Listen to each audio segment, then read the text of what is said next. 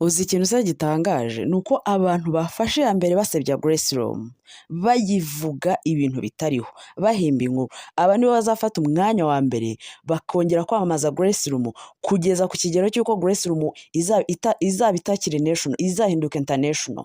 Nimutuze, ntabwo Grace Room ari inyubako. Grace Room ni ibikorwa.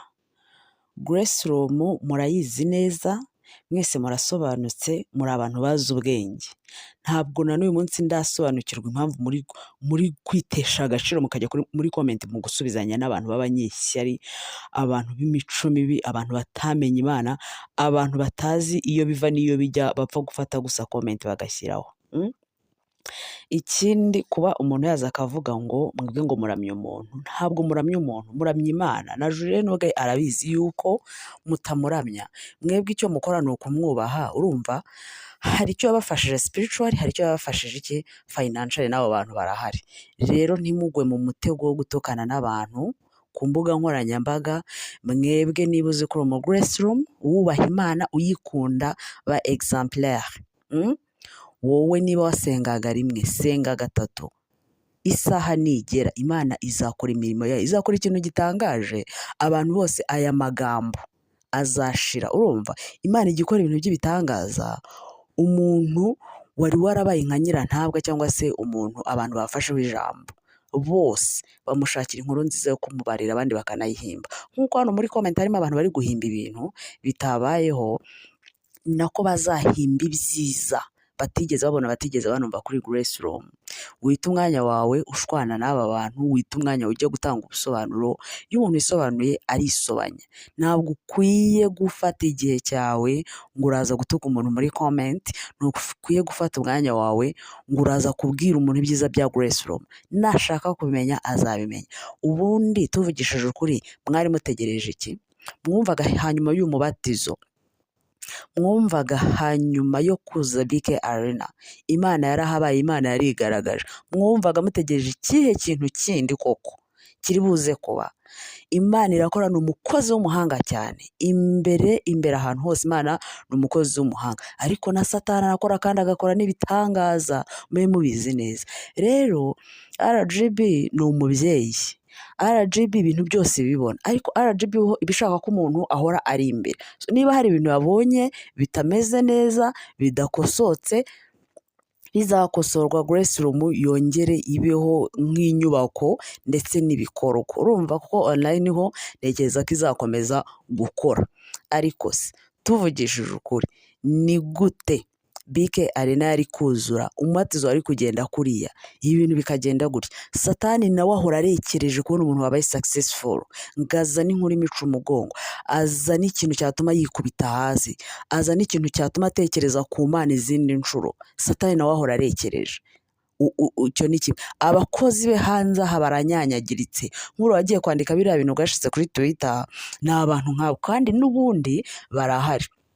Rero niba abantu ubwabo baragize ishyari, bakavuga kenshi, bakavuga ibintu byinshi, urumva nibiba bitabonywe bigira aho ngaho bikabonwa, kandi yenda byari ibintu biri kugira gute, biri gukosorwa. Rero aba bantu bose b'abanyeshyari, b'abanyamagambo, bari guhimba inkuru zitariho, bari kugenda bongeraho utuntu n'utundi, abo bose ntabwo babura. Niyo mpamvu udakwiye gufata umwanya wawe ngo uze guhangana n'umuntu muri comment, ngo umuntu navuga nawe umusubize. Nshuti yanjye, niba uri umu Grace Room w'ukuri, turabizi neza yuko mama Julienne hari abantu yafashije spiritually, hari abantu yafashije financially. Ikibaho rero ni ukumwubaha nk'umubyeyi, ntabwo ari ukumwubaha kuko abantu bagira bate, bamwubaha ngo bamufata nk'Imana. Urumva nawe arabizi.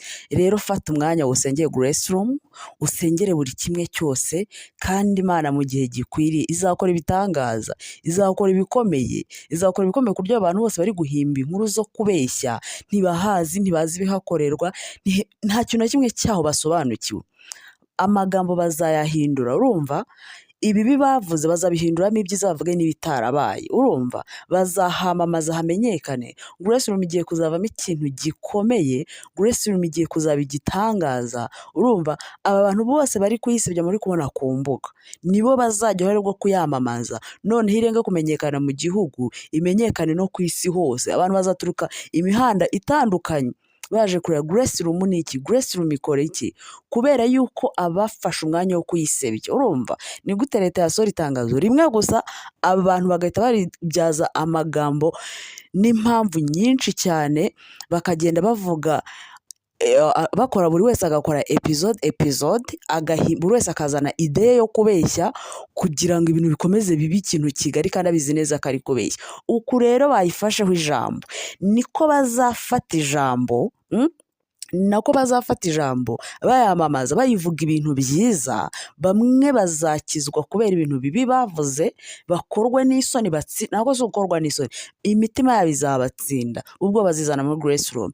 Kandi ibintu ntabwo bizarangira kuriya mwabonye BK yuzuye, ni nako igihe kizagira abo bantu ibintu byahindutse, Imana yabigize ibindi. Na hariya Grace Room umuntu utazajya uza mu masaha, haburaho nk'amasaha 3 atazajya abona aho yicara, atazajya abona place. Ibi rero nta gitangaza kirimo habe na gato. Ibi nge nari mbyiteze, ntabwo BK yari kuzura kuriya ngo umuhatizi ugende kuri abantu bangana kuriya ngo ubundi Satani abure guhaguruka. Iyo ibintu byabaye successful, iyo ibintu byagenze neza, Satani agomba guhagurukana n'ingabo ze zose uko zingana, aho ziri hose zigakora buryo ki zikora ikintu kiri buze guca abantu intege. Kuba rero inkuru yabaye kimomo, kuba leta yatangaje ibintu, umuntu we akagenda agahimba ibye, akabeshya ibye, batangiye kubeshya ngo amamiliyari yariye, aho yayaririye nta wari uhari. Batangiye guhimba ibintu byinshi, batangiye guhimba yuko ngo afite imbaraga, ngo zikuzimu, ngo bajya ngo kuzigura ngo i Bugande. Mw'abantu mwe muba abakristu ba nyabo, muba abantu bazima, mugire ikintu murusha aba bantu, murumva. Muba abakristu bazima, mugire ikintu mubarusha, muberere imbuto, ntimujye gusubizanya nabo. Muberere imbuto, mubereke yuko hari Imana mwamenye, mubereke imbuto, mubereke yuko urugero mugezeho aho Imana yabahinduye hari, mwahindutse mu buryo bwose, urumva. Mu mitekerereze mwarahindutse, urumva, kandi muragenda murahinduka mu ngeri zose zishoboka, urumva. Ntabwo umuntu yaba yarahindutse spiritually ngo afate umwanya wo kujya kubura n'umuntu kuri social media ngo wowe bite. Noneho Sadate hari ikintu yavuze ati, twisanze gute aha hantu aho umuntu ikintu kibi kimubaho, cyamubaho abantu bakagiserebura, bakacyishimira, ukabona abantu bose mbese bafite amatsiko yo kumenya ikintu kiri buze gukurikiraho kandi nacyo kibi, urumva. Sadate muramuzi rwose, kuri Twitter aba habaye cyane, ariko yibajije, yego birabaye, RGB yabikoze kuko biri mu nshingano zayo, ariko ni gute niba ikintu nk'icyo kibaye ku muntu? Kandi ubona donc nk'urusengero rwo nyir'ubwite biramuhungabanya, ariko abantu yafashije, abantu baza guterana ku rusengero rwe bo bagira ikibazo. Hari umuntu wavuze ngo abantu bazaga kuhihisha umunsi ukarangira, turetse n'ibyo byo kwihisha, ariko yibajije ati, ni gute ikintu cy'icyago cyangwa ikintu kibabaje kiba ku muntu ukabona abantu barabyishimiye, bafite umunezero, mbese wagira ngo ni ikintu kindi cyabaye kidasanzwe. Kandi n'undi muntu wese yabyibaza, abantu banezerewe, abantu babigize nka konseri, wagira ngo ni ubukwe. Umuntu wese agomba kwibaza icyo kintu, uburyo ibi bintu babigize konseri. Ariko Grace Room ndabihanangirije, mukwiye kwitwara neza. Nta muntu mugomba kuza gutuka muri comment, nta muntu mugomba kuza kubwira amagambo mabi. Umwihorere, ariko niba uzi ko wasengaga rimwe usengera iby'ubuzima bwawe, niba wasengaga rimwe none usenge 3, mujye ku mavi, Imana izigaragaza, izakora ibintu bidasanzwe, muzatangara. Abantu bose bafashe umwanya wo gusebya Grace Room bazafata umwanya wo kuyamamaza nta wabatumye, bazafata umwanya wo kuyamamaza nta uri bubishyure, murumva.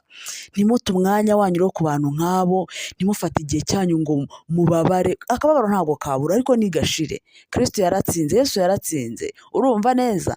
Ntabwo ibingibi ari ibintu mukwiye gufokasingaho ngo mwumve ko byacitse. Imbere y'Imana nta byacitse haba, mu biganza bya Nyagasani nta byacitse bihaba.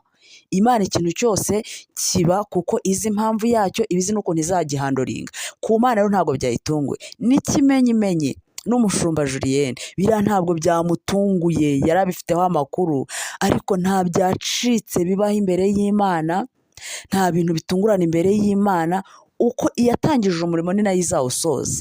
Izi neza kuntu rero Grace Room izongera ikabaho, izi neza kuntu ibintu bizongera bikajya mu buryo, abantu bo bagafata umwanya wo kwamamaza Grace Room, sibyo? Mukomere mu mutima